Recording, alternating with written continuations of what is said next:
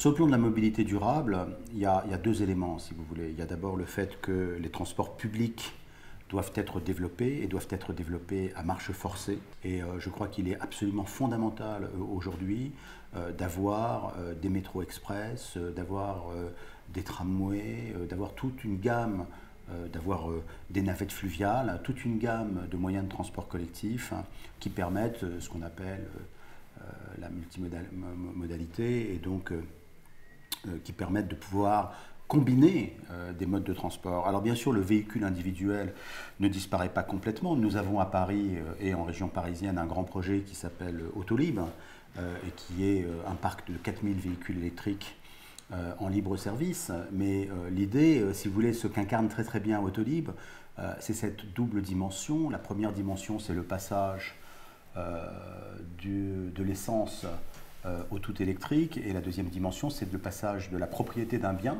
un véhicule, à un service et à l'usage d'un service. Alors, je pense que les clés du succès d'Autolib, c'est très simple, c'est la simplicité d'usage, le caractère user-friendly et le maillage, c'est-à-dire le fait que dans les 90 communes qui éventuellement utiliseront ce nouveau système de transport, il n'y ait pas de trou qui empêche quelqu'un d'aller d'un point à un autre et de pouvoir déposer sa voiture dans de bonnes conditions. Donc moi je suis très très favorable à ce que la qualité de service soit particulièrement bien travaillée dans Autolib.